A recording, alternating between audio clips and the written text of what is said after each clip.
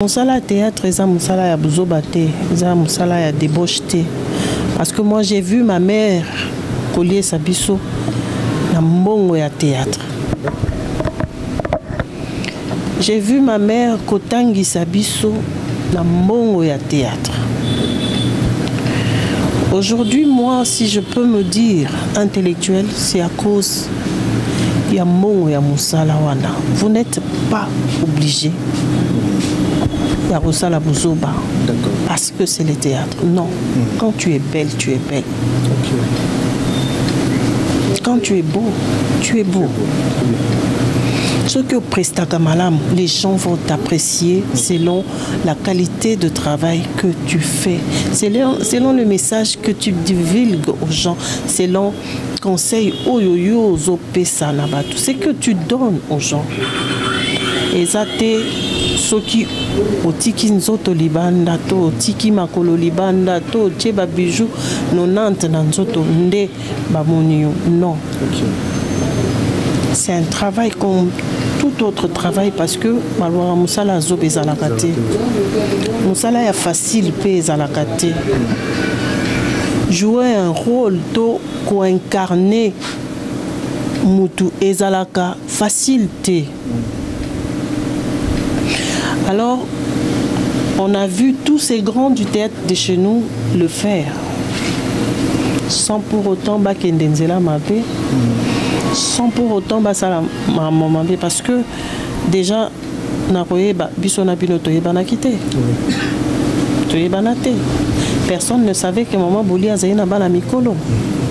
Personne ne savait que maman Boli azali na bana pe oyo ba tangi ba classe ba silisi.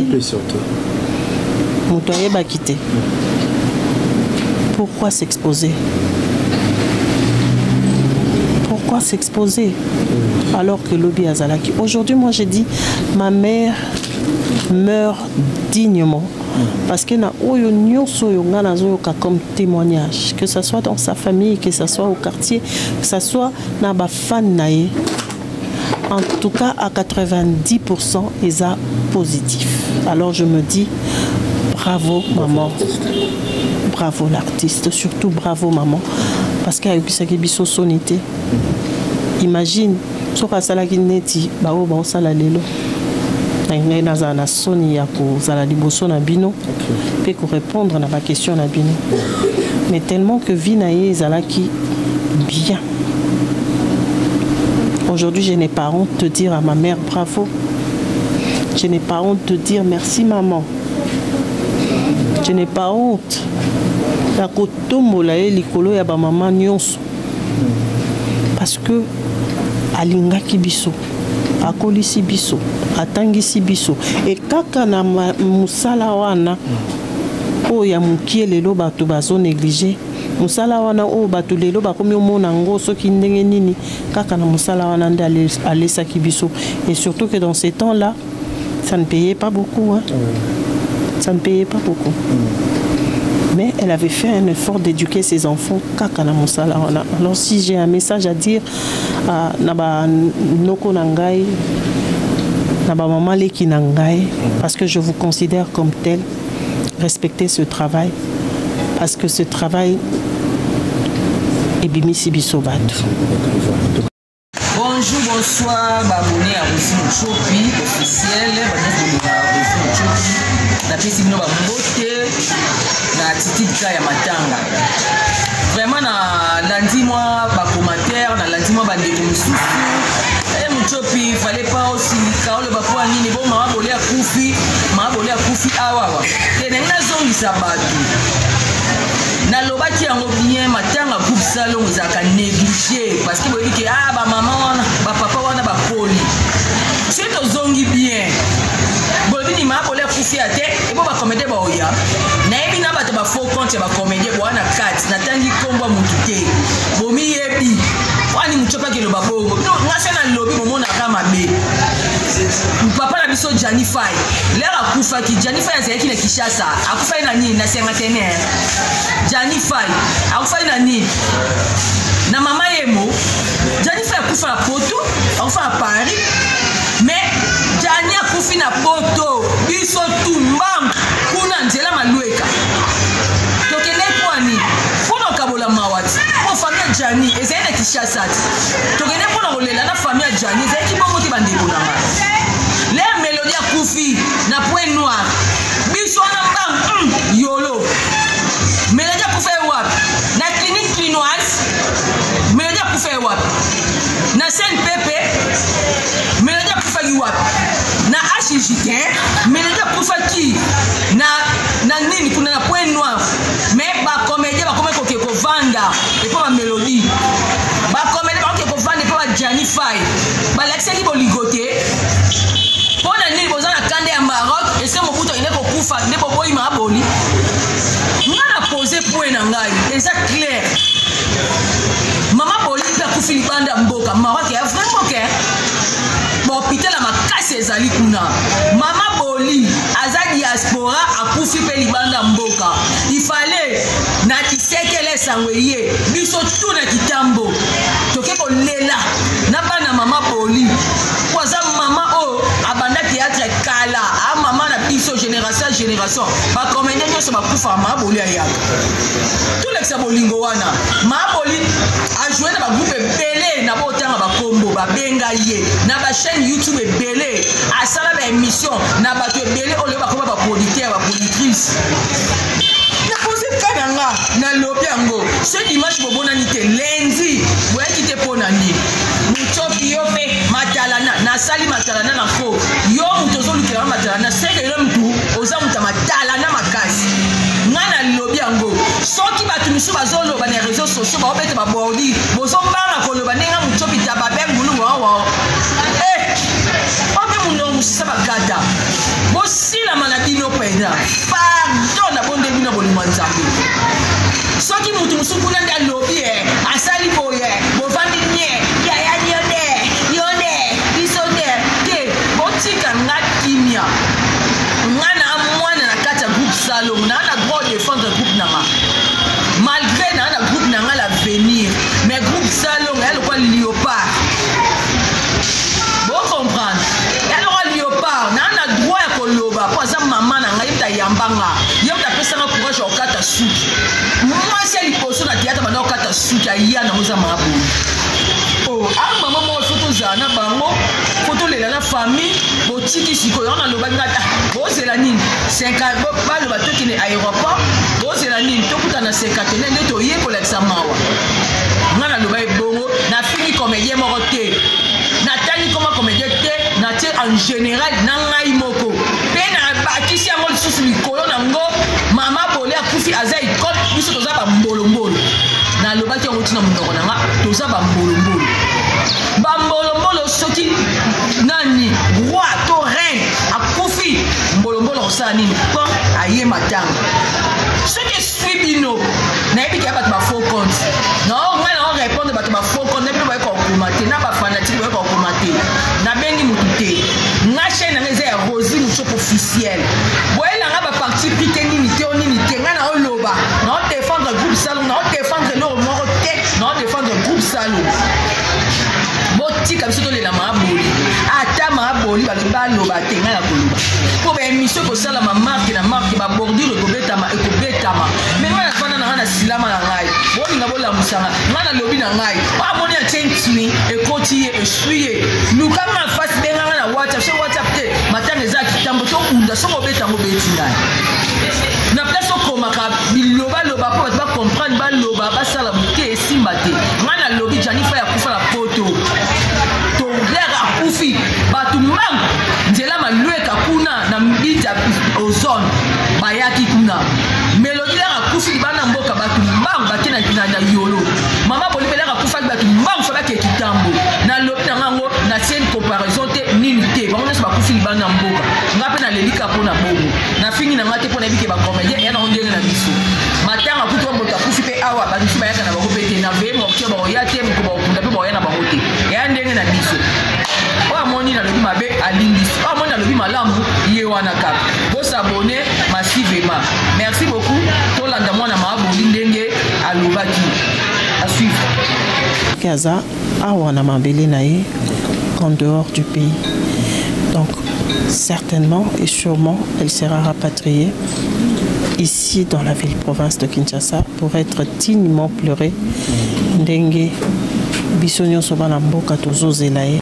Pas seulement nous, ses enfants, mais Bana Nyonso, Oya Chuchutaki, Oya Lingaki, Bana Nyonso, que ce soit biologique, que ce soit artistique, Bana Nyonso, Bazo Zelaye, peuple congolais Nyonso, Oyo Ezo Zelaye pour et Pesaye, ba honneur Oyo à mériter. Nabandeko balingaki musala ya Mama Boli. Azana ba fan tellement belé tout mon andeke ba bazo lele na ba commentaire. Parce que ça un message en plus bango so bazuli ba korotala yo. Message, je l'ai toujours dit.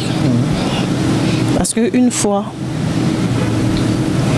na maman leki nanga na bengaka batunyo sa théâtre ba maman leki banoko mes oncles mes tantes. Abera bango banoko parce que ma maman était dans le métier. Avec Karine Pala, j'ai eu à faire une émission. Ezaki Kala. Nazaki koyebisa ba maman leki nangai.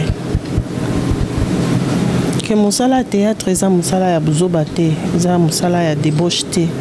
Parce que moi j'ai vu ma mère coller sa biso na mbongo ya théâtre. J'ai vu ma mère kotangi sabiso na mbongo ya théâtre. Aujourd'hui, moi, si je peux me dire intellectuel, c'est à cause ya mbongo ya musala wana. Vous n'êtes pas obligé ya kosala buzoba parce que c'est le théâtre. Non. Quand tu es belle, tu es belle. Quand tu es beau, tu es beau.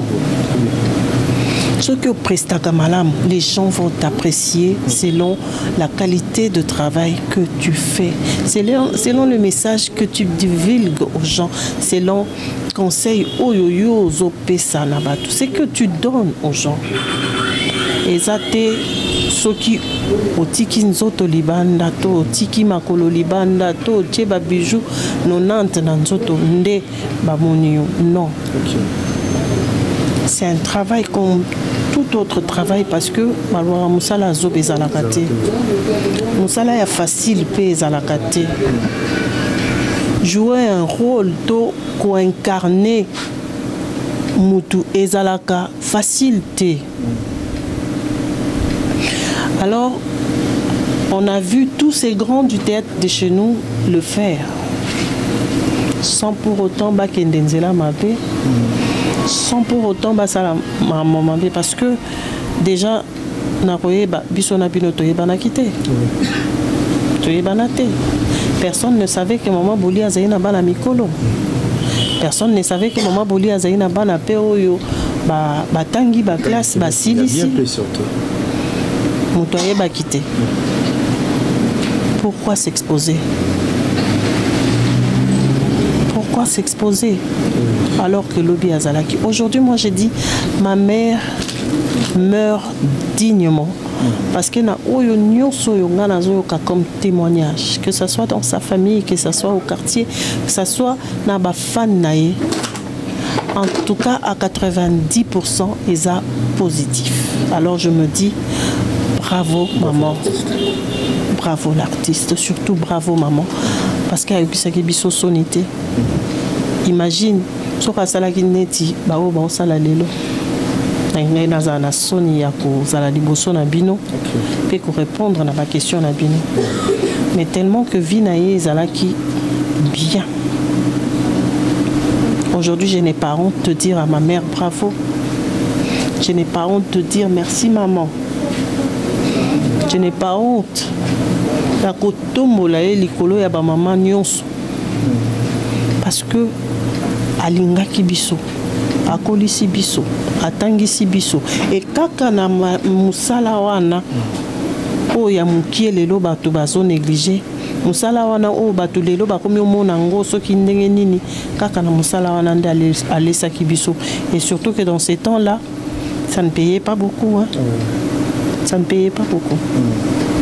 Mais elle avait fait un effort d'éduquer ses enfants. Alors si j'ai un message à dire à Naba Noko Nangai, Naba Maman Leki Nangai, parce que je vous considère comme tel, respectez ce travail, parce que ce travail est Bimisi Bisobat. En tout cas, merci beaucoup. Tous autant minutes parce que nous avons peine na moment où tu cours le bisoté, mais le coup la maman a dit que c'est grande artiste yambo qu'on a fait surtout bande ko ba ko linga ba ko kapete témoignage na maman ko fina âge.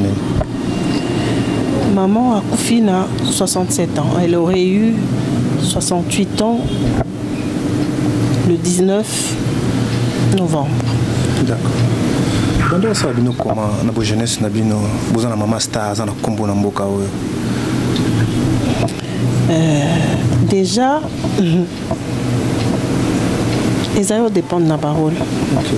Pour ceux qui nous connaissaient peut-être dans le quartier, Batoubaye Baki, moi Matomboli, parce que je me souviens, j'étais encore très petite dans mon Ansoussou.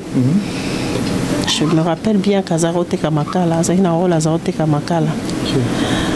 En fait, en ce moment-là, côté Kamakala, les Akim Salamoura Soni et tout ça là, Batoubazaro Tumbola, maman Binate Kamakala, maman Binate Kamakala, en fait. Moi Soni, moi Nini, mais comme je le dis, beaucoup plus on était dans l'anonymat parce que Abimisaki Bisso Libosote, elle ne nous avait pas exposé. Peut-être dans le quartier, mais Ebele Baïba qui Bissote que Tozaki Baanae, non. Parce que je me souviens encore ceux qui n'a Kokanisa Lisusu, une fois Tozaro qui est Matanga. Il y a un moment, il y a un moment où tu n'as pas na matete. Zaki pasteur na nunga. Batunakati taxi bazo discuter. Une personne qui disait nayebi moi sur yo avandaka boye mais à potatin. Mais nous on était là. Okay. On était là. Tous ces cannabiso mais on était là. Yazaki liboso côté chauffeur sérieux on les avait ba combi biso zaki na sima. Biso nyonso. Toutes mes sœurs on était là. Tout ça c'est cannabiso parce que cette personne là alors qui exactement adresse naï, exactement parcours naï. Mais où il y a yeba qui te zakika que azaki na ban. Tu vois un peu parce que a exposé qui ban na été. Abimisa qui bango na miso batute peut-être si elle avait fait je sais pas sur itonga tous andenge tous lelo parce que kutinga lelo je suis chez moi. J'ai un mari, j'ai des enfants. Je suis responsable. Maman Bouli a pinza moto asala qui polémique dans l'ensemble l'artiste comédien en général et beaucoup nabiso au souhaité balayer na lolengeni. Maman Bouli azaki moto boboto moto kimia. Je crois que l'artiste nyon surtout oyo ba pusana ki pembeni nae surtout ya basi. Ils ont eu un peu d'elle. Oh, il y a Pesakiban. Ce que je souhaiterais, c'est que les jeunes artistes, Bolate la maman Nabiso décemment, parce qu'Azaki maman, et surtout qu'à Koufina mois de mars, c'est le mois de la femme. Pour valoriser. Salaka netioye kole la maman na yo. Si tu penses à ta propre mère, oh la télé j'ai pas mon coup c'était. Oh la télé et lamba et à ninite au côté kele mutolo libanda te. Oh la ta décemment en tant que moina aye kole la maman na ye. Na onyo sa mibali. Tozala na attitude moko sereine parce que maman azaki mutakimia azaki ne mutamobuluti na parcours na enyo satikala ne osala mobuluti okuta te esika oyo abimisaki discussion te ezaki na monte. Elle était de vôtre nayebi ke muta caméra balelaka ye na caméra mais to lelaye na ndenge ya kimia parce que azaki ne mutakimia azaki ne mutamobuluti. Donc c'est ce que je souhaiterais. un message européen à l'autorité en Bokanabiso parce que ça peut être personnalité publique.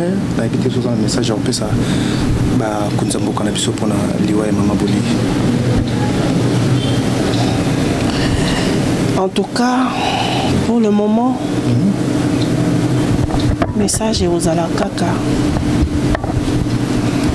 Je vais plus m'adresser au président de la République. Je lui dis un grand merci. Parce que maman Oyaza Pembeni Nae, c'est une mère. Asunga Kibiso.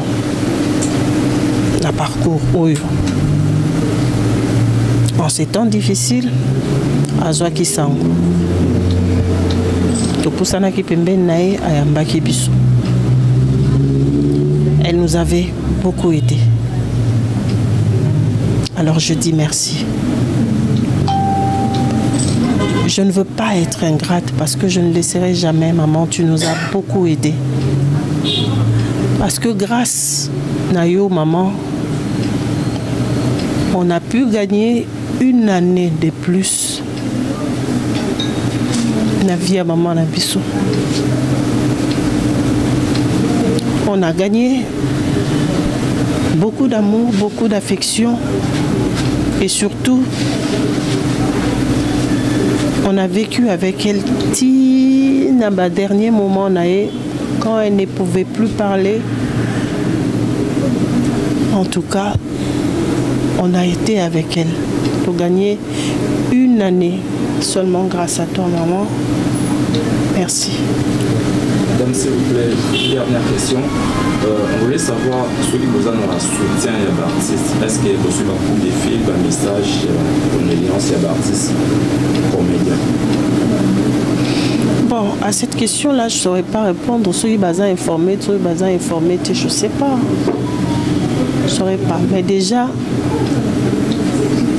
on a une grande famille qui est le groupe Salongo, qui déjà nous soutient d'une manière ou d'une autre.